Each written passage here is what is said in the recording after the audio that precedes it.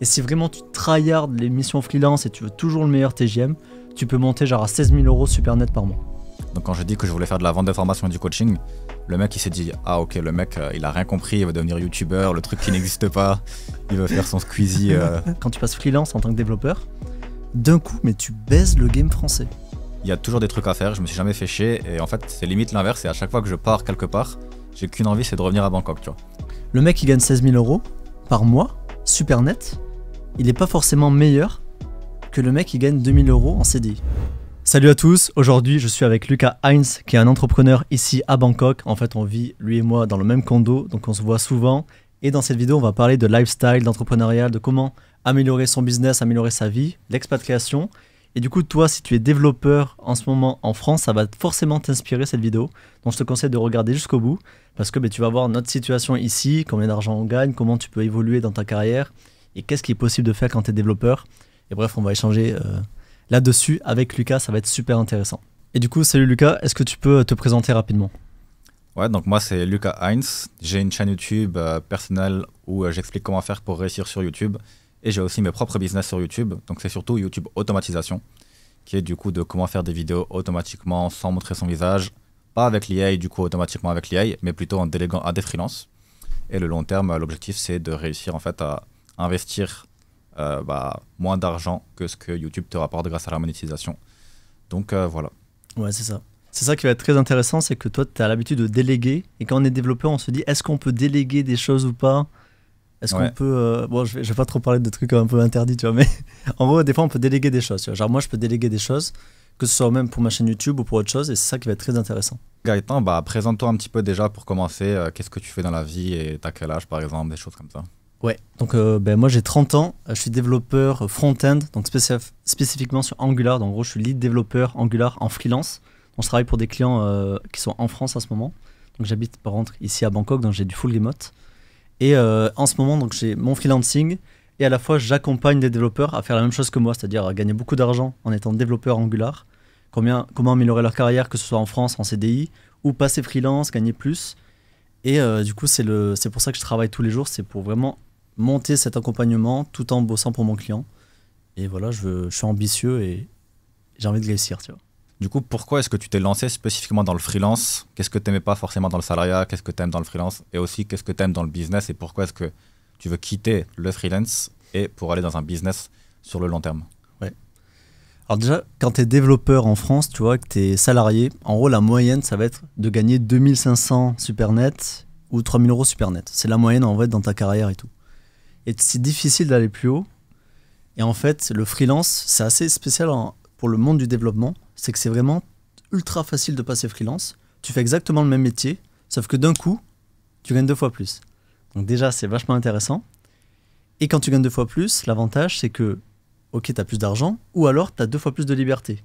Parce que moi, je sais que la première fois où je suis passé freelance, mon salaire, enfin l'argent que je gagnais tous les jours a tellement augmenté qu'en fait ça m'a permis de prendre beaucoup plus de jours off. Donc, j'ai pris trop de vacances, tu vois, j'ai voyagé partout. Et mais pour revenir vite fait, genre pourquoi quitter le salariat et passer freelance, moi j'ai une petite histoire personnelle, c'est-à-dire que avant mon grand-père, il était forgeron, il était employé et à l'âge de 30 ans il est passé à son compte, il est rentré dans un petit village et c'était le meilleur en fait mon grand-père parce qu'il a optimisé tout et tout. Et du coup c'est comme ça qu'il s'est vraiment fait un nom, c'est comme ça qu'il a gagné pas mal d'argent aussi. Et ça m'a toujours inspiré, tu vois, son histoire de travailler dur et être à son compte. Et en plus, en vrai, quand tu écoutes tous les coachs business, tous les coachs de vie, ils te disent qu'il faut passer à son compte. Pourquoi? Parce que travailler pour quelqu'un, en fait, cette personne-là, pour qui tu travailles, elle n'a pas vraiment prévu quelque chose pour ton futur. Sauf que quand tu travailles pour toi, là, tu as vraiment le contrôle en fait, de ce que tu fais dans ta vie. Donc c'est plus vraiment pour ça, c'est aussi l'aspect liberté. Et je savais que je pouvais aller plus loin. Et ouais, c'est pour ça, tu vois. Le salariat, si vraiment tu es ambitieux, il faut forcément le quitter. Et pour la deuxième question, c'est en gros pourquoi passer du freelancing à l'entrepreneurial, accompagner des gens par exemple. Ouais. C'est qu'en fait, quand tu es salarié, on va dire tu es capé, maximum tu vas gagner 80K brut quand tu es en France. Quand tu es freelance, tu doubles ça. Donc de base, tu vas monter à 160 000 K brut. En gros, ça fait, on va dire, 7 000 €, 6 000 € net par mois, ce qui est vraiment pas mal. Mais tu es capé. C'est-à-dire que là, tu peux pas monter plus haut. tu peux monter si tu arrives à taper des gros TGM de fou, mais souvent c'est difficile. Faut vraiment tryhard et c'est pas sur le long terme. Mais dès que tu veux monter plus haut, faut forcément faire de l'entrepreneurial. Donc c'est pour ça que tu vois, je suis en train de transitionner parce que je trouve que le freelancing c'est cool. En vrai, c'est un cheat code, c'est une prison dorée, tu vois, en France. Mais je veux aller plus loin. C'est surtout pour ça. Ouais. Et donc, c'est surtout sur l'aspect financier, ou est-ce que tu avais aussi l'aspect liberté? Est-ce que tu n'aimes pas qu'on te donne des ordres? Est-ce qu'il y avait des trucs un peu comme ça qui te faisaient chier dans le salariat ou... En vrai, moi, tu vois, le truc des ordres, ça dépend c'est qui me les donne. Tu vois, je sais qu'il y en a beaucoup qui sont anti-ordre et tout. Genre, ils veulent pas de boss ou des trucs comme ça. Moi, j'ai aucun problème qu'un boss qui est chaud me dise Gaëtan, fais ça, fais ça. Au contraire, en vrai, c'est ultra simple comme situation parce que c'est beaucoup plus facile d'être salarié et de pas prendre de risques et d'être comme ça sur son siège et d'exécuter plutôt que d'être toi-même responsable de ta vie et tu fais des erreurs et il y a que toi qui te plains. Donc en vrai, j'ai pas de problème avec le fait d'être un boss. Mais du coup, ouais, en vrai, c'est l'aspect. Faut pas se mytho. Être freelance, d'un coup, tu doubles ton salaire, c'est une dinguerie. Parce qu'en plus, quand tu doubles ton salaire, je peux aller trop dans les détails direct, tu vois. Mais quand tu passes de 2500 € par exemple à 5000 € en France, tu as doublé ton salaire, oui. Donc tu as fait une augmentation de 100%. Mais potentiellement, par exemple, ton épargne, l'argent que tu mets de côté tous les mois ou que tu investis, peut-être que quand tu étais à 2500, tu avais 500 € d'épargne. Et quand tu passes de 2500 à 5000 €, potentiellement tu vas épargner maintenant 3000 €. En fait, t'as doublé ton salaire. T'as doublé ton salaire, mais t'as fait x4, x5, x6 sur l'épargne que tu fais tous les mois. Donc ça fait qu'en un mois de travail, tu as autant de résultats que si tu avais bossé 6 mois en salarié. En fait, tu as des cheat codes comme ça dont il faut se rendre compte. Et en plus, tu vois, les développeurs, genre moi dans mon monde, les développeurs, on a du mal à parler d'argent. Tu vois, être ambitieux, ça c'est très mal vu. Mais parce que les gens ils se disent, ouais, l'argent c'est pas important. Mais en fait, quand tu gagnes vraiment de l'argent, mais c'est une dinguerie en fait. D'un coup, tu ouvres tes opportunités. Et c'est pour ça qu'aujourd'hui, je suis parti à l'étranger parce que le freelancing que j'ai fait en France, ça m'a vraiment ouvert l'esprit, tu vois. En fait, t'as plein de trucs comme ça. Justement, ce qui est marrant quand tu dis que les développeurs, ils parlent pas trop d'argent, il y a un truc que je trouve vraiment ouf avec les développeurs, c'est que quand tu es salarié, ok, tu arrives à peu près avoir un suivi sur ce que tu fais, ton boss, il sait ce que tu fais et tout. Donc, il te paye, et voilà, il te paye, on va dire, 2500. Mais j'ai l'impression que quand tu es freelance, tu arrives à vendre un truc 5-7 000 € en tant que développeur, par mois, du coup. Mais le mec derrière, il sait pas trop ce que tu vends, et il arrive pas trop à suivre ce que tu fais. Et parfois, tu peux vendre un truc qui, au final, serait fait pour 2-3 000 s'il avait pris quelqu'un d'autre. Mais sauf que toi, tu le fais pour 7-8 000 parce que c'est compliqué de savoir est-ce que le code est difficile, est-ce que tu as été plus rapide. J'ai vraiment l'impression que parfois, il y a des prix très élevés dans le coding et dans le développement. Parce que, en fait, la personne qui va t'embaucher ne sait pas que tu peux le faire pour 2-3 000 et au final, elle t'embauche pour 7-10 000 alors que, voilà. Je sais pas si tu vois ce que je veux dire. Ah, ok. En gros, par exemple, si tu as besoin d'un développeur, à un moment, il va te dire tu veux un site web comme ça, tu veux telle feature, tu vas lui dire ok, c'est combien? Il va te dire 5000. Et toi, en fait, tu sais pas vraiment ce que ça vaut. En fait, tu vas devoir accepter. Je vais te prendre un autre exemple, par exemple. Si un freelance, il fait du montage vidéo, la plupart des gens, ils savent que le prix d'un montage vidéo, ça va être maximum 50 €, allez 100 €, tu vois. Et donc, ça va être impossible quasiment de vendre un montage vidéo à 500 €. Mais dans le développement, j'ai l'impression que les gens ne connaissent pas les prix. Et donc, il peut trouver un mec à 100 €, mais vu qu'il ne connaît pas les prix, il va prendre un mec qui va lui dire c'est 500 € alors qu'en fait c'est 100 €, tu vois. Alors, il y a deux sujets. Il y a la prestation, tu vois, le fait de coder un truc précis. Et en fait, là, tu vas pouvoir te baser, tu vas pouvoir quand même analyser les gens, en fait, ce qu'ils t'apportent ou quoi. Genre, par exemple, tu veux une feature et tu demandes à 5 développeurs, fais-la moi, et chacun te donne un prix et tu peux savoir à peu près c'est quoi la moyenne. Ensuite, il y a le fait de la valeur qu'apporte quelqu'un. Et ça, en fait, c'est un truc assez bâtard quand tu es développeur. C'est que, faut savoir qu'un développeur, entre un mauvais et un bon, ça peut être x10, x20, x50 en termes de productivité, en termes de valeur qu'il t'apporte. Pour le même temps. C'est ça que je veux dire, pour le même temps. Si Okay. Steve Jobs, il disait un truc genre un développeur, il peut faire du x50, x100. Tellement l'impact est fou. Et ça fait que moi, tu vois, en fait, c'est très difficile pour nous. Et vu qu'aussi c'est flou, c'est parce que tu sais pas ce que le mec va faire. C'est très difficile pour moi. Je suis assez bon en développement, je suis passionné, j'aime ça, je suis productif, je sais. Mais je sais que la moyenne, par exemple, imaginons la moyenne en France, c'est 500 € par jour. Même si je suis 10 fois plus productif que la moyenne des développeurs, je peux pas dire, au fait, tu peux me payer 5000 € par jour. Ça marche pas. C'est-à-dire que tu peux être 10 fois meilleur, mais au maximum, tu vas pouvoir faire du x50%. Du coup, c'est assez compliqué là-dessus. Et donc, du coup, il y a le problème à la fois côté client qui embauche le développeur, parce qu'il ne sait pas vraiment son niveau, il ne sait pas ce qu'il apporte, parce que c'est flou. C'est pas concrétisé au niveau de l'argent, tu vois. C'est pas comme un vendeur. Un vendeur, tu l'embauches, il te fait tu fais du chiffre ou pas. Toi, tu crées une feature. Est-ce que ta feature, elle va avoir un impact sur ton business ou pas? Donc, je sais pas, en fait, c'est un peu compliqué comme sujet. Donc, Ouais. c'est un peu bâtard. Et toi, Lucas, alors juste vite fait pour rester dans le salariat, parce que pourquoi toi, t'es pas salarié aujourd'hui? Mais rappelle-nous, combien de temps tu es resté salarié quand tu étais salarié? Ouais. Bah moi, de base, je suis resté salarié 4 mois, je crois. Donc, de base, j'avais fait mon BTS comptabilité. J'avais déjà commencé à créer mon business à côté. Et après, je me suis lancé dans le salariat, en gros. Donc, j'étais 1 mois dans une entreprise, puis 3 mois dans une autre. Et au final, je travaillais genre 35 heures par semaine dans mon entreprise. Et chez moi, je travaillais très peu, on va dire maximum 10 heures par semaine sur mon business. Sauf que dans mon entreprise, 35 heures par semaine, et je voyais vraiment la différence où tous les jours j'allais au travail, je me levais, etc. Je fournissais des efforts. Je gagnais 1 500 € à la fin du mois. 10 heures avec mon business où vraiment je faisais ça vite fait. J'étais pas focus là-dedans parce que j'étais un peu KO du salariat. J'avais fait un mois à 1 200, 1 300 € alors que vraiment j'optimisais rien, quoi. Donc au final, je me suis dit, bon, bah, je travaille 35 heures en tant que salarié pour 1 500. 10 heures sans rien optimiser, je suis au début 1 300. En fait, si je travaille 35 heures sur mon business, je gagne 1 500 plus tous les mois. Et donc du coup, j'ai quitté le salariat. Et après, ça c'est un petit peu un secret qu'il faut pas dire, mais je vais quand même le dire. En vrai, c'est légal, mais c'est que du coup, bah, j'avais fait tout pile le temps nécessaire pour avoir le chômage. Donc du coup, après, j'avais le chômage et ça m'a permis de lancer mon business avec le chômage. Et en vrai, c'est autorisé et Pôle emploi t'autorise à lancer un business du coup quand tu es au chômage. Mais c'est marrant parce que quand tu vas chez Pôle emploi, du coup, les conseillers, dès que tu dis que tu veux lancer un business, d'un coup, il n'y a plus personne, personne ne peut t'aider, tu vois. Il n'y a aucun mec qui va t'aiguiller et il te donne aucun rendez-vous. Genre, c'est vraiment le truc où il te laisse de ton côté, c'est bien, lance ton business, ça marchera pas, t'inquiète, mais Ouais, t'as pas d'accompagnement. non, t'as pas d'accompagnement, t'as pas de rendez-vous et tout. Alors que si tu veux trouver un job, là, tu vas devoir faire les rendez-vous. Ils vont te appeler toutes les semaines, est-ce que tu as postulé à des jobs et tout. Dès que tu dis que tu veux faire l'entrepreneuriat, là, c'est plus personne ne m'a contacté en 4 mois, quoi. Ouais. Et mais je trouve que tu vois, ils acceptent quand même rapidement. Parce que moi, j'ai eu du coup, quand tu passes de salarié à freelance, tu peux avoir l'aide à la création d'entreprise. Donc tu peux te taper genre 20 000 € tu vois, d'aide comme ça. Après, parce que j'ai cotisé pendant des années en tant que salariat. Toi, tu as cotisé de manière plus courte. Tu sens quand même que Pôle emploi, ils sont habitués à avoir des gros branleurs qui veulent pas bosser. Et dès que tu leur dis que toi, tu as envie de créer quelque chose, de créer un business, là, ils te disent bon, ok, pas de problème, on te donne l'argent, pas de souci. Du coup, Ouais. tu vois que c'est un taf qui est social parce qu'ils acceptent très rapidement en fait. Dès que tu veux vraiment bosser. Moi, j'avais pas eu d'aide à la création d'entreprise ou quoi, c'était juste le chômage classique. Ouais. Mais en plus, moi, à l'époque où j'ai fait ça, c'était quand même il y a longtemps.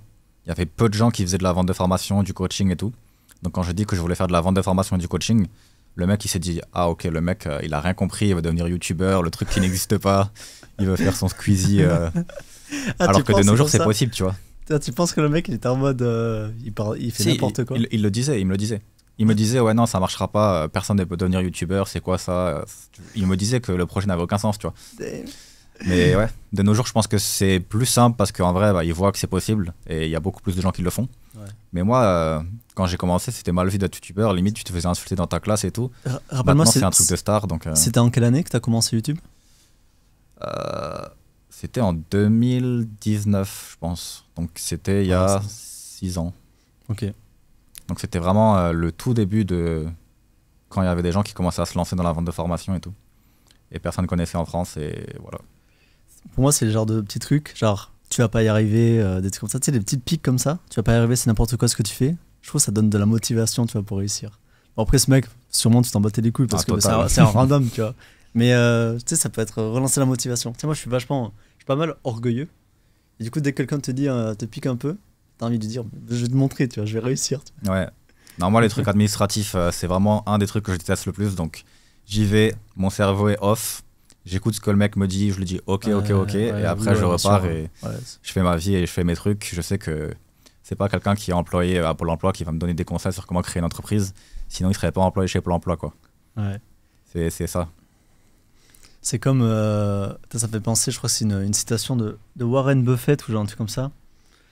Il dit, quel est le seul endroit où tu as des salariés qui donnent des conseils à des millionnaires, des milliardaires? C'est dans les banques à Wall Street, c'est-à-dire tu as les banquiers, mec, c'est des salariés. Ils vont te donner des conseils d'investissement à un mec qui est millionnaire déjà, milliardaire. Ouais. Comment tu peux donner un conseil qui est pertinent alors que t'es pas du tout dans la situation? Ouais, ça, j'ai jamais compris. Genre, les gens qui t'expliquent qu'il faut investir ici, investir là, et au final, il gagne 1500 € par mois et il le fait pas lui-même. C'est ça, ouais. Trop bizarre, je trouve. Moi, il y a une phrase que j'aime bien, c'est quelqu'un qui gagne 2000 € par mois ne peut pas t'apprendre à en gagner 3000. Tu peux pas demander à quelqu'un qui est à un certain niveau de t'apprendre à faire ça. C'est seulement quand un mec il est là, t'es là, il peut t'apprendre à monter jusqu'à lui, c'est tout. Mais tu peux pas faire l'inverse. Et ça, c'est très vrai dans l'argent, en fait. Mais par exemple, un coach de tennis, bah, ça peut être un bon coach de tennis si le mec n'a pas été tennisman professionnel, tu vois. Donc c'est différent dans tous les autres domaines. Mais c'est vraiment vrai uniquement dans l'argent, ce truc-là, je trouve, qu'un coach ne peut pas te apprendre à faire plus d'argent si au final, lui-même, il n'a pas fait l'argent, tu vois. Putain, ouais, c'est vrai. C'est vraiment très spécifique. Alors, je sais pas forcément pourquoi. Sûrement parce qu'il y a des blocages mentaux et des nouveaux trucs à débloquer à chaque nouveau palier et que du coup, bah, c'est différent en fonction de chaque situation et tout. Tu es obligé de l'avoir vécu pour savoir. Mais dans le tennis, par exemple, bah, c'est un peu plus classique. Voilà, tu dois faire ton mouvement, c'est des trucs à apprendre. L'argent, c'est vraiment un truc spécifique qui est basé sur l'expérience, je pense. Donc, c'est sûrement pour ça. Du coup, on habite tous les deux dans le même condo. Donc, voilà, on s'est rencontrés dans notre condo. Donc, un rendez-vous entrepreneur de base, on se connaissait pas. Et en fait, on s'est rencontrés dans un rendez-vous entrepreneur. Et on a remarqué qu'on habitait dans le même condo là-bas. Depuis des mois. Ouais. Et on s'était jamais vu avant. Et les 3 jours après qu'on s'est rencontrés, on se voyait tout le temps à l'ascenseur ou quand on cherchait la nourriture en bas. C'est assez marrant. Mais du coup, ma question, ce serait de te demander pourquoi est-ce que du coup, tu as sélectionné la Thaïlande et Bangkok plus particulièrement. Quels sont les avantages, inconvénients de Bangkok, sans forcément parler ici des gens, mais plus de la ville et du pays en lui-même. Ouais. Alors déjà, il faut savoir que moi, je ne suis pas comme toi, je ne me suis pas expatrié dans plein de pays. La Thaïlande, c'est le premier pays dans lequel je me suis expatrié parce que j'ai vécu 29 ans en France, même 30 ans en France. Déjà, tu vois, mentalement, c'est dur. Tu vois, de dire j'ai vécu 30 ans en France, c'est-à-dire que tu as vécu 100% de ta vie dans le même pays, je trouve ça m'a fait bugger. Moi, à la base, j'ai choisi la Thaïlande pour le climat.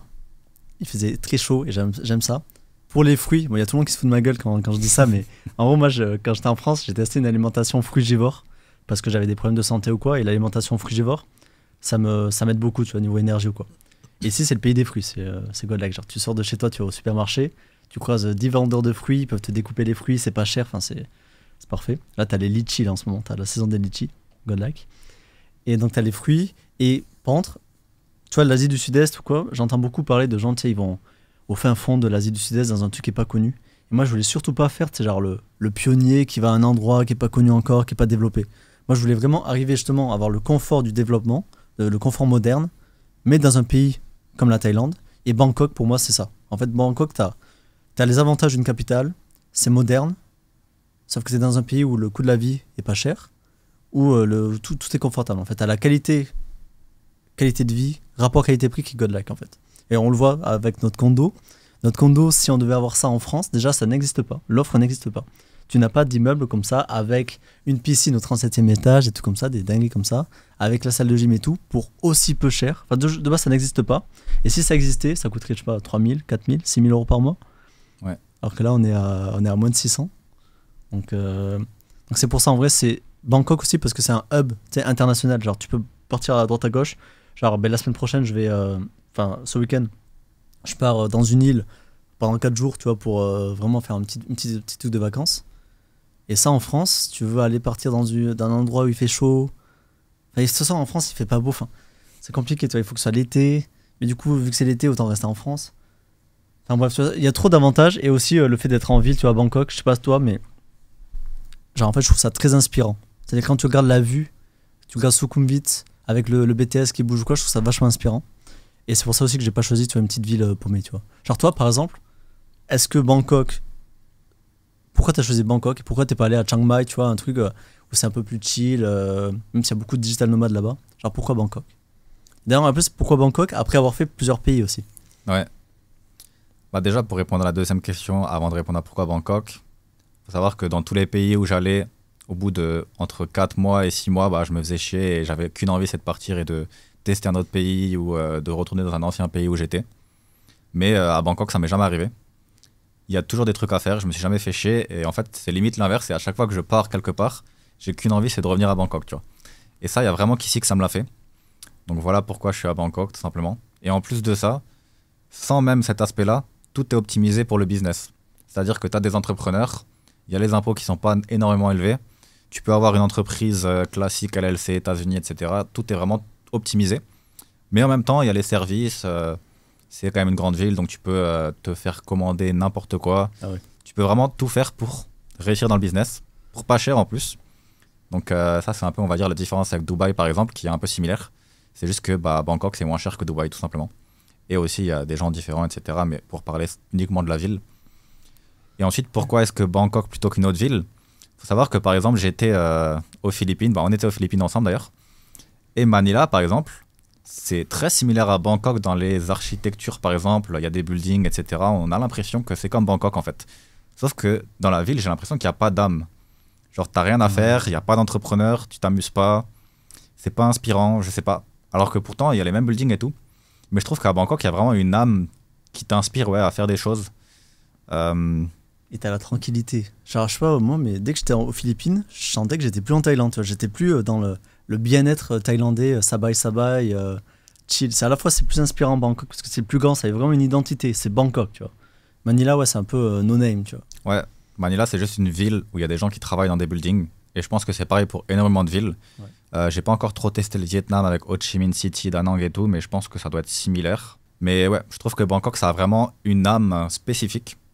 Et c'est sûrement la Thaïlande aussi, ouais, avec les gens, la culture. Il y a zéro insécurité. Donc c'est vraiment top, c'est vraiment optimisé. Et en France aussi, tu disais que, ok, il fait pas beau, etc. Mais il y a aussi tous les aspects qui font en sorte que c'est pas pratique. Par exemple, si tu veux voyager, faut que tu prennes un Uber, imaginons, ou que tu as une voiture, tu vois. Déjà, le Uber, il te coûte. Le Uber, il est à 100 euros. Laisse tomber. Alors qu'à Bangkok, c'est 15 euros, tu vois. Donc, j'ai jamais compris la différence dans les taxis entre les pays pas chers et les pays développés. Genre, tout est à peu près 2-3 fois plus cher. Donc, le loyer est 2-3 fois plus cher, la bouffe est 2-3 fois plus cher. Et les taxis, c'est genre 15 fois plus cher.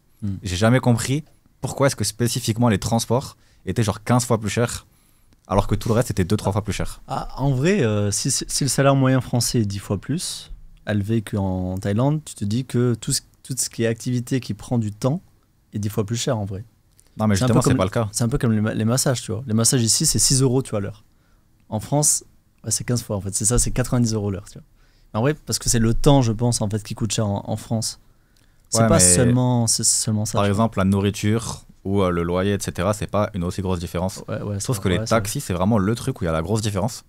Et moi, quand je suis en France, en fait, je ne peux littéralement pas sortir de chez moi parce que j'ai pas de voiture. Et j'ai la flemme de prendre un Bolt ou un Uber à 90 euros pour faire un truc. Ouais, c'est trop chiant. Donc voilà, après, t'as l'avion aussi qui est cher de fou. Genre, tu veux aller de Paris à Strasbourg, ça coûte beaucoup plus cher pour moins de trajet que si tu veux aller de Chiang Mai à Bangkok, par exemple. Donc ouais, tout est pas pratique en fait. C'est pas optimisé, quoi. Ouais. C'est vrai que le fait que ce soit pas cher, ça t'incite à beaucoup plus utiliser les services. Et du coup, tu es tellement plus libre en fait. Et du coup, voilà, la vie en fait, pour moi, c'est vraiment comme ça que j'ai vu les choses. C'est que la France, c'est le hard mode. On s'en rend pas compte parce que quand t'es en France, et même t'as cette propagande en France où non mais en France on est les meilleurs, tout va bien, regarde les pays du tiers-monde, ils ont ça, nous on a ça. Mais en fait, la vie est trop dure en France. Tu peux pas te faire plaisir. Enfin, les gars, ils partent en vacances 4 semaines dans l'année, c'est tout, tu vois. Ils peuvent pas se faire des dingueries. Genre, s'ils dépensent 500 euros, ça, je sais pas, ils ont une dépense de 500 euros qui apparaissent dans le mois. En France, les gars, ils sont dans la merde. Pour moi, c'est le hard mode. Et la Thaïlande, c'est vraiment le easy mode. Ouais. C'est vraiment ça. Et en plus, quand t'es en mode business, c'est top. Et je vais parler quand même du type de personnes que tu rencontres. Genre, ici à Bangkok, quand tu croises un Français, bon, il y a deux types de Français en fait. Il y a deux types. Il y a les backpackers, un peu qui sont là en mode à profiter de la Thaïlande uniquement parce que c'est pas cher. Ils veulent vraiment faire plein d'économies et vivre un peu en mode chill, pas de problème. Et il y a ceux qui sont vraiment entrepreneurs, qui utilisent la Thaïlande, la simplicité de la Thaïlande pour créer quelque chose, pour build quelque chose. Et là, ces personnes-là sont ultra intéressantes et il y en a beaucoup. Genre moi, dans le condo, par exemple, le condo où on est, quasiment tout le monde est intéressant. Alors qu'en France, moi, 0% de mon entourage était dans l'entrepreneurial. 0%. Ici, je croise que ça. Et c'est ça que c'est vachement inspirant. Tu vois, d'ailleurs, tu vois, quand j'étais en France, j'étais parti à la campagne, je m'étais un peu isolé et tout socialement. Et j'étais en mode, vas-y, je vais partir en Thaïlande, je vais encore plus m'isoler, tu vois, je vais être solo. Depuis que je suis arrivé en Thaïlande, il n'y a pas un jour où je croise un pote que je me suis fait ici. Je m'entends bien, on parle business, on parle de trucs inspirants. Enfin, ici, je suis trop social, tu vois. C'est la vie. Et pourtant, je suis plus productif, plus de social. Enfin, c'est parfait, tu vois. C'est vraiment une synergie. pour que tu te concentres sur tes projets. Ouais. Ouais, il y a aussi les touristes qui sont encore pires que les backpackers. C'est les gens qui viennent, qui profitent, qui foutent la merde parce qu'ils sont en mode je repars. Et eux, ils créent vraiment une mauvaise image des Français. Mais ouais, moi aussi, j'ai choisi Bangkok aussi pour cet aspect-là, en fait. Parce que, ok, tu peux aller dans plein d'autres villes, mais les villes, elles sont pas encore au pic de leur découverte par les digital nomades. Ouais. Donc, par exemple, imaginons que Da Nang, on va dire, au Vietnam, imaginons c'est pareil que Bangkok. Vu que c'est moins connu que Bangkok, il va y avoir moins d'entrepreneurs. Donc, en fait, il y a des gens, ils vont te dire ah ouais, non, faut aller à Da Nang, c'est moins cher, le rapport qualité-prix est mieux. Ouais, mais... Sauf qu'en fait, bah, t'as pas les entrepreneurs de Bangkok. Donc, au final, si tu vas à Bangkok, t'es à Knai Bridge, par exemple, là où on est. Et il y a plein d'entrepreneurs, des gens à succès. Et c'est pour ça d'ailleurs que je suis dans un condo un petit peu qui a l'air luxe. Pas si luxueux que ça, mais qui a l'air luxe. Parce qu'à l'intérieur, il y a des gens intéressants et tu fais des rencontres. Si tu vois dans un truc, un immeuble random, il n'y aura pas forcément des gens intéressants. Tu vas pas faire de rencontres d'entrepreneurs. Donc c'est aussi pour ça que Bangkok, c'est bien parce que, ok, c'est hype et c'est un petit peu au top de ce que ça peut être et tout le monde y va. Mais justement, vu que tout le monde y va, c'est pour ça qu'il faut y aller. Ouais. Et en France aussi, ce que tu disais, la propagande, il y a vraiment une propagande de fou sur on est les meilleurs, mais aussi sur les autres sont nuls. Je sais qu'il y a plein de gens qui pensent que Bangkok c'est un bidonville et qu'il n'y a aucun building et tout. Ils arrivent à trop bien faire la propagande de ça. Je connais des gens, ils sont en mode j'ai pas envie d'aller à Bangkok, c'est des bidonvilles, c'est de la merde. Nous en France, on a des infrastructures et tout. Et au final, Bangkok est 10 fois plus évolué que la France. T'as l'impression que la France, ça fait 15 ans qu'ils ont rien fait et que Bangkok, ça fait 15 ans qu'ils ont créé des trucs, quoi. Ok, toi Lucas, vu que Bangkok synergise bien en fait avec ta vie d'entrepreneur, est-ce que tu as mis en place des routines, tu vois, de productivité, de bien-être, niveau sport, tu vois, niveau sortie, pour justement que ta vie soit à la fois ultra agréable, mais à la fois ultra productive? Alors, faut savoir que déjà, j'ai pas de miracle morning. J'ai déjà testé des routines le matin, des trucs comme ça. J'ai lu le livre Miracle Morning, j'ai testé différentes routines le matin. Au final, j'ai vu que ça changeait rien pour moi. Il y a pas mal de trucs aussi qui te recommandent de faire du yoga ou de la méditation et tout. Mais moi, ça me change pas grand-chose puisque je suis quelqu'un qui est assez calme de base et assez organisé dans mon esprit. Donc, je trouve que j'ai pas forcément besoin de faire ce genre de trucs. Je pense que pour les gens qui sont plus extravertis, qui n'arrivent pas à s'organiser, ça peut être mieux. Donc, au final, j'ai aucune routine stable en termes de... je fais du yoga, je fais de la méditation, etc. Mais par contre, ce que je vais faire, c'est que tous les jours, je vais faire un certain nombre de choses. Donc, par exemple, là, il va y avoir une skincare que je fais. Donc, ça, c'est une routine. Il va y avoir, par exemple, par semaine, je fais X fois du sport. Il va y avoir aussi le fait que, par exemple, tous les jours, je vais effectuer toutes ces tâches que je dois effectuer pour mon business. Donc, est-ce que c'est vraiment en rapport avec Bangkok? Pas forcément, je pourrais le faire partout. Mais Bangkok fait que tout est faisable pour pas cher et donc tout est faisable. Si j'étais dans un autre pays, peut-être qu'il y aurait certains trucs que je pourrais pas faire parce que, par exemple, je pourrais pas commander tous les jours de la nourriture, donc ça me ferait perdre du temps, donc je pourrais pas faire ci, ça. Là, ce qui est bien, c'est que ça fait gagner du temps vu que tout est faisable, tout est possible, tous les services sont possibles pour pas cher. Donc, tu peux t'optimiser au maximum. Et après, est-ce que j'ai des routines spécifiques? Pas forcément, je fais juste ce que j'ai à faire dans la journée. C'est les plus gros entrepreneurs au final qui te disent ça, c'est qu'il n'y a pas à faire ça, ça, ça, et ça y est, tu as une routine optimisée et tu vas réussir. Tu fais juste ce que tu as à faire tous les jours, tu organises tes tâches par ordre de priorité. Tu as ton objectif long terme et tu sais ce que tu dois faire pour atteindre cet objectif toutes les semaines, tous les mois et aussi sur le long terme, tous les 6 mois, tous les 1 an. Et après, tous les jours, tu travailles vers cet objectif et c'est tout. Ouais. En fait, c'est assez simple parce que déjà, ce qui est vachement important, c'est d'avoir un objectif clair. Comme ça, tu sais les tâches que tu mets, enfin, pourquoi tu les fais. Et moi, je suis assez d'accord sur le Miracle Morning. Pareil, je l'avais expérimenté quand j'étais en France, il y a longtemps, il y a 4 ou 5 ans. Et je sais pas, pendant 2 mois, je l'avais expérimenté. Genre, tu te lèves à 5h du matin. Pendant 1 heure, tu vois, tu fais genre 10 minutes de méditation, 10 minutes d'étirement, 10 minutes d'écriture, 10 minutes de lecture, des trucs comme ça. Et en fait, ça fait que tu as une putain de routine. Et donc, tu t'es levé à 5h du mat. Et il est 7h du mat, genre 2 heures plus tard. Enfin, tu commences à vraiment travailler. Genre là, et du coup, tu as, entre guillemets, perdu 2 heures. Je comprends l'idée que ça te permet de te mettre dans un mood et tout. Sauf que quand on est à notre niveau, pour l'instant, on n'est pas assez haut pour que être bien mentalement, c'est un impact de fou, tu vois. Et en plus, c'est Alex Hormozy qui disait en fait, enlève ta Miracle Morning. Tu te lèves, tu travailles. Et moi, c'est ce que je fais maintenant, tu vois. Je me lève, je travaille. Je me lève, je prends ma douche, c'est tout. Et je travaille direct. C'est la première chose que je fais. Je réfléchis pas. Et c'est un peu un truc de victime, désolé pour ceux qui font des Miracle Morning, mais je trouve que c'est un peu un truc de victime de se dire ah, mon cerveau il est broken, j'ai trop travaillé, je suis fatigué, faut que je fasse de la méditation, faut que je fasse ci.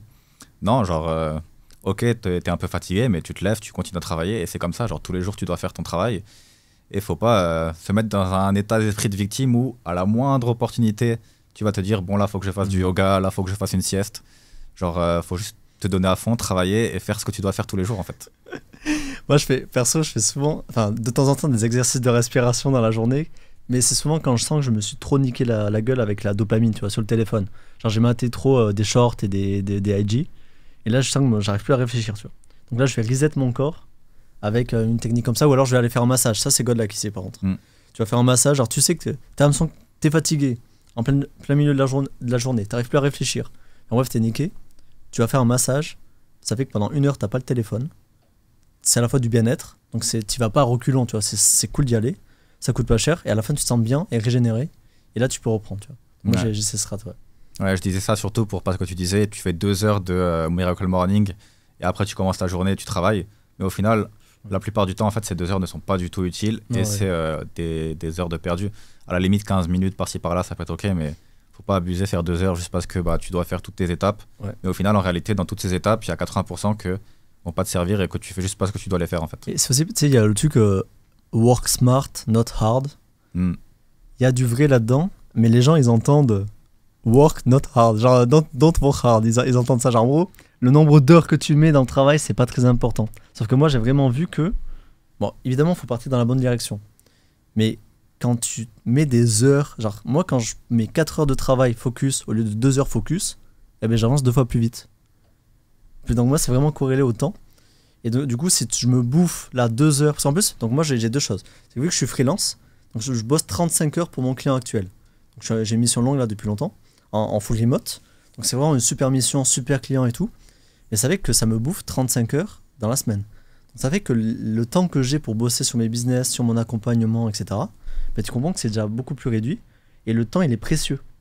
Genre, je m'en bats un peu moins les couilles que toi. Genre, toi, t'arrives à être plus chill et tout. Moi, c'est un peu plus tendu niveau timing.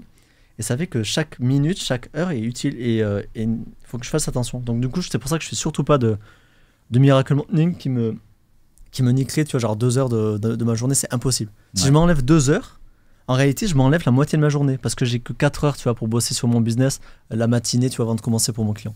C'est ultra important. Moi, je pense que l'un des seuls trucs qui est important, c'est d'avoir une Miracle Morning, mais plus en termes de santé, et d'avoir une routine plus en termes de santé.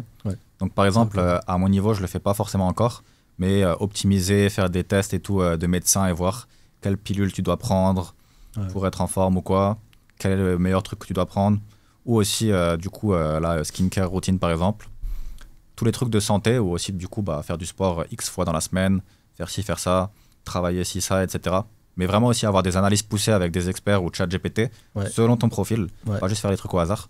Ça peut être un truc intéressant à faire, mais encore une fois, c'est un truc de priorité. Et si pour l'instant tu es priorisé sur le travail, ça va pas être très intéressant de trop te prioriser sur ça, mais il faut trouver un juste milieu, quoi. Moi, j'ai toujours focus sur la santé quand même en vrai depuis des années. Parce qu'en fait, à 23 ans, tu vois, genre j'ai fait 5 ans d'études, et j'avais 23 ans, j'ai commencé ma première année de salariat, et à la fin de la première année, j'ai fait mon premier burn-out. Enfin, mon premier, c'est mon seul burn-out. J'ai fait un burn-out direct, alors j'étais ultra jeune. D'habitude, les gars, ils font un burn-out à 50 ans, je sais pas quoi. Mais tu sais, avec le temps qui passe, la génétique qui downgrade au fur et à mesure des années, je pense que les gens, on a des corps qui sont moins forts, tu vois. Donc j'ai fait 23 ans burn-out, et du coup, là, j'ai eu plein de problèmes. Et du coup, je me concentre sur ma santé depuis 7 ans, tu vois. Que je fais... Donc là, aujourd'hui, tu sais, je fais des protocoles, je teste toujours des trucs, justement pour améliorer ça. Parce qu'en plus, ça a un gros impact aussi sur ta productivité, sur ton bien-être. Est-ce que tu profites de la vie ou pas? Donc ouais, ça c'est vachement important. Et moi, je focus toujours autant là-dessus, tu vois. Et du coup, est-ce que tu penses que tu recommanderais à quelqu'un qui, par exemple, a 35 heures, un salariat, et du coup le soir, est-ce qu'il faudrait plus qu'il focus quand même sur sa santé? Ou il ignore sa santé pendant quelques temps et il focus sur son business au début? Je pense que ça dépend de ses objectifs en vrai. Ça dépend si le mec est ambitieux. Si vraiment on focus sur sa santé, ça enlève toute possibilité d'être productif. C'est-à-dire qu'il passe trop de temps sur sa santé. En vrai, c'est chaud parce que des fois, tu sais, quand tu as des problèmes de santé, tu as l'impression qu'il faut que tu te reposes toute la journée. Mais en réalité, c'est rarement ça. Moi, j'avais testé, j'étais en ville à Bordeaux pendant des années et j'étais en mode j'ai besoin de nature, j'ai besoin de faire vraiment des trucs ultra santé ou quoi. Je suis allé à la nature, j'ai vu que ça changeait pas grand-chose. En vrai, il faut être aussi conscient de est-ce que j'ai vraiment besoin de 5 heures de repos pour être en bonne santé. Genre si tu as besoin d'1 heure d'exercice de repos, ça peut suffire et pendant 4 heures tu bosses. Mais en vrai c'est chaud, après c'est un sacrifice de toute façon. Si tu gambles, tu es en mode ok, je fais un pari, là je vais bosser, je vais être focus sur mes business pour espérer plus tard être beaucoup, beaucoup mieux. Donc en vrai, forcément ta santé elle va en pâtir un peu si tu dois travailler dessus. Comment dire? Je pense que les deux sont importants. Je pense que ça dépend de la force de tes problèmes de santé. Si tu as des problèmes de santé légers, t'en bats un peu les couilles. Quand c'est fort, tu dois forcément le résoudre rapidement. Et ça dépend de tes objectifs. Après, en vrai, je voulais aussi dire plutôt en mode, par exemple, la muscu. Est-ce que tu arrêtes la muscu pendant 1 an, tu focuses sur ton business de fou? Moi, par exemple, j'ai fait ça. Genre, quand j'avais pas les résultats que je voulais, j'ai pas fait de muscu pendant 1 an parce que faire 1 heure de muscu et me rendre fatigué 3 fois par semaine, je trouvais ça beaucoup alors que j'aurais pu travailler sur mon business à la place. Oh, ok. Donc, par exemple, les trucs un peu plus basiques, un peu plus simples, si tu as des gros problèmes de santé, bien sûr que tu vas focus sur la santé. Mais en fait, c'est assez difficile parce que, tu sais, quand tu es concentré sur ton business ou tu as un lancement de produit, tu as des trucs comme ça, tu as l'impression que il faut que tu mettes 100% de ton temps sur ton business et que tu n'as pas le temps de bouffer 1 heure pour faire du sport, tu vois. Sauf que quand tu regardes, tu vois, des mecs chauds comme Andrew Tate, par exemple, le mec, il a des problèmes 1000 fois plus gros que les nôtres et le mec, il fait toujours sa séance de sport tous les jours. Après, il y a aussi un truc où ça peut synergiser dans ton business aussi, parce que si tu es musclé, que t'as une posture parfaite, les gens vont te faire plus confiance, tu vas être plus séduisant avec les mecs, mais comme avec les meufs, enfin avec tout le monde. Et du coup, ça peut synergiser positivement dans ton business. Ouais. Mais et à la fois, tu peux aussi te sentir mieux, c'est-à-dire que prendre 1 heure de ton temps à build un physique qui est stylé, tu vas te sentir mieux, du coup, tu peux peut-être prendre plus de risques et des meilleurs risques dans ton business. Il y a une grosse synergie. Je pense qu'en vrai, on a tous le temps de faire 3 séances de sport minimum par semaine, tu vois. Sauf que ouais, des fois, on se prend la tête. Je pense que c'est un truc qui est mauvais, tu vois. Moi aussi, des fois, ça m'arrive. Je suis en mode, ok, là, je suis vraiment focus, j'ai pas envie de perdre 1 heure pour faire du sport. En réalité, je pense qu'il y a toujours le minimum qu'il faut faire. Genre, il faut faire les 1 heure. Même les millionnaires, ils ont 24 heures comme nous, mais ils bouffent toujours 1 heure de leur temps pour faire du sport.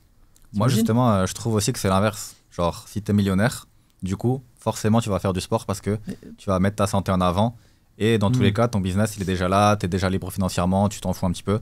Donc moi, c'est plus dans ce mindset-là, je suis en mode, je suis pas libre financièrement, je ne peux pas faire du sport, je mets tous mes efforts sur être libre financièrement. Et dans mon esprit, pareil, genre, je ne pense qu'à ça, tu vois. J'ai vraiment aucune envie de faire autre chose.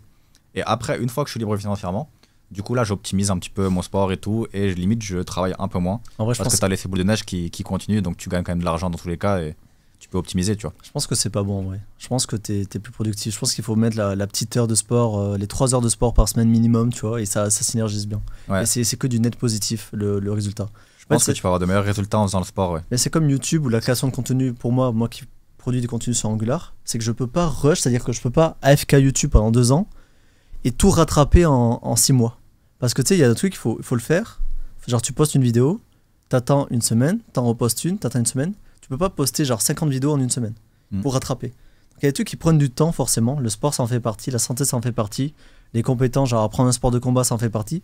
Et du coup, tu peux pas hiberner dans ton business uniquement, ne rien comprendre à la vie. Et tu sors de ta grotte et t'es en mode, ok, c'est bon maintenant, il faut que je sois stylé, il faut que je sois tout ça. Je pense que c'est un truc qui se fait sur le long terme. En parlant d'ailleurs de millionnaire, est-ce que tu as un objectif à partir de combien de temps tu vas être millionnaire ou pas du tout, toi? J'évite de mettre des objectifs en vrai en termes de âge et tout, parce que je me dis que si tu l'atteins pas, ça te baise le cerveau. T'es en mode putain, je me suis fait une promesse et tout, faut que ce soit comme ça. Et surtout que tu te rends compte des fois que les choses c'est plus dur que prévu et que ça monte moins vite. Moi je sais que ça fait longtemps que j'essaie de vendre des formations, des trucs comme ça, d'aider les gens à être meilleurs en développement. Mais tu vois, j'ai fait pas mal d'erreurs qui m'ont fait perdre beaucoup de temps. Là je commence à être vraiment rodé, ça commence à être vraiment pas mal. Donc j'évite de mettre ça, mais c'est plus du coup... En gros, toi, la question c'est, est-ce que j'ai un objectif de temps, c'est ça?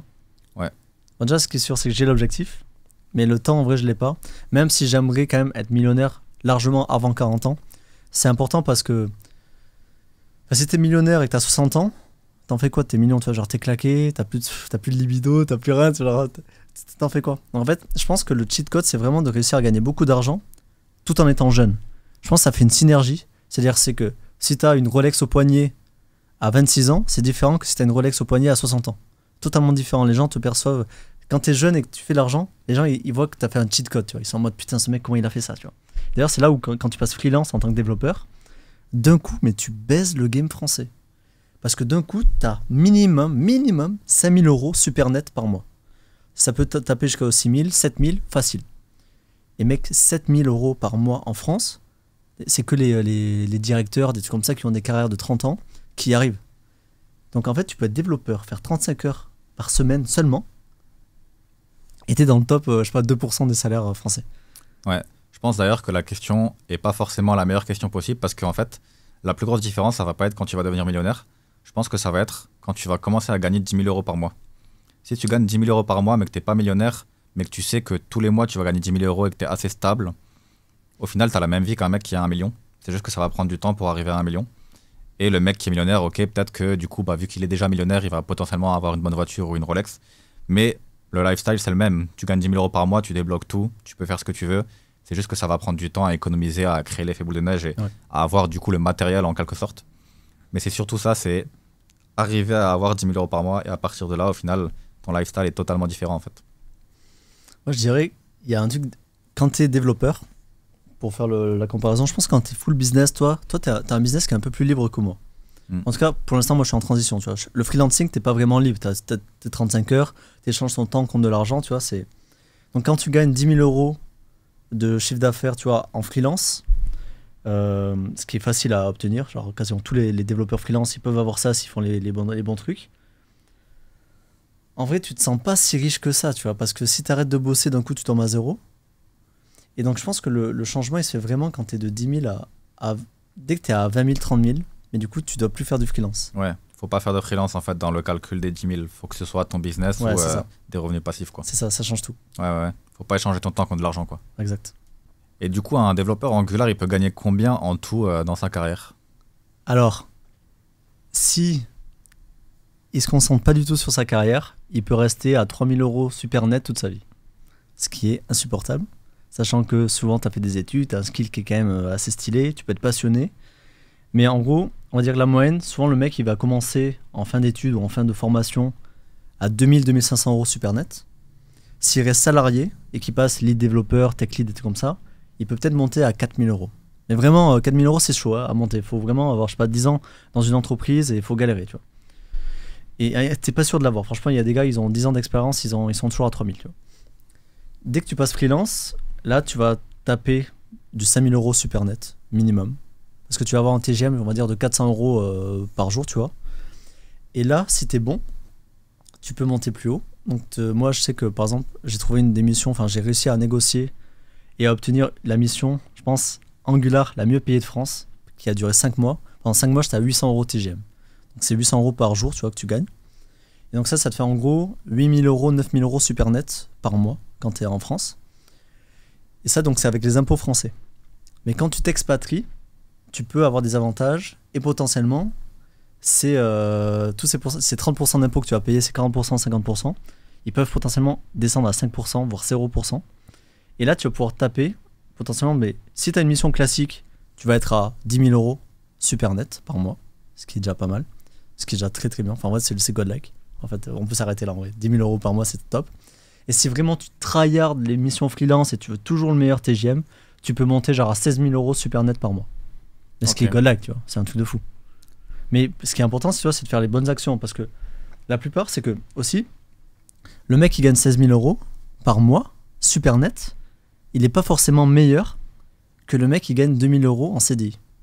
C'est parce que nous, les développeurs, on a un truc, c'est que on est passionné, on adore coder. Moi, j'adore coder tous les jours, tu vois, j'adore ça. Mais du coup, on apprend des trucs techniques, on devient meilleur, on code mieux, on utilise toutes les techniques pour avoir des applications performantes, du clean code et tout. Mais en fait, on nous apprend pas à vraiment comment se vendre, comment bien faire quel choix faut faire en fait pour booster sa carrière. Du coup, la pire erreur en fait qu'un développeur Angular par exemple peut faire, c'est juste se concentrer sur le technique et ne pas apprendre à négocier, se vendre, etc. parce qu'il peut avoir beaucoup mieux. Ouais. C'est souvent l'erreur que les développeurs font. Et je me demandais aussi, dans tous les domaines en fait, tu as aussi l'aspect freelance, ok, tu vas gagner du coup 16 000 euros max. Est-ce que c'est possible dans le code par exemple, de créer même du coup une agence Angular et du coup de passer à 30, 40, 50 000 parce que tu as créé une agence avec des développeurs en dessous de toi Ouais, et ouais. tu as des clients et tout.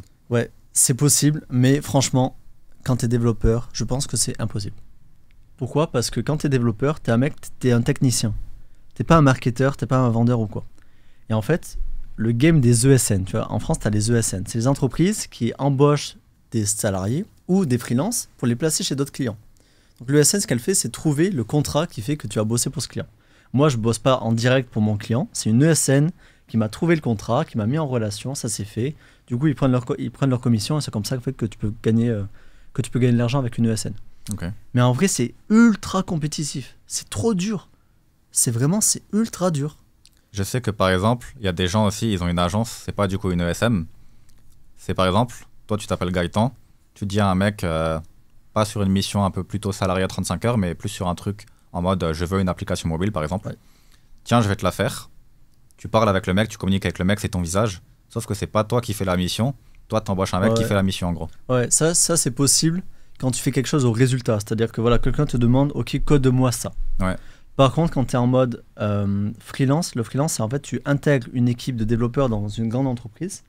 Et là, en fait, tu peux pas vraiment déléguer. Ouais, là c'est différent. C'est impossible. Genre, faut bien que tu te connectes au daily, il faut bien que tu suives les sujets techniques. En plus, être développeur, c'est pas seulement coder. Être développeur, quand on est dans une entreprise, c'est être force de proposition, dire comment tu peux améliorer le produit, c'est former les autres développeurs. Enfin, ça, c'est quelque chose que tu peux pas faire. Mais tu peux le déléguer, ça uniquement.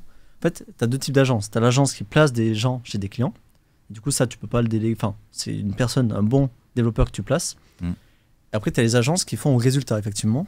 Là, genre, tu vas vendre un site web, tel site web, au forfait, tu vois. Ouais, ça, Là, je là, pense ça, que c'est ça peut être pas possible. mal, ouais. C'est possible, mais même là, il y a énormément de concurrence. Parce que tous les développeurs, on veut faire ça, on veut développer pour de l'argent.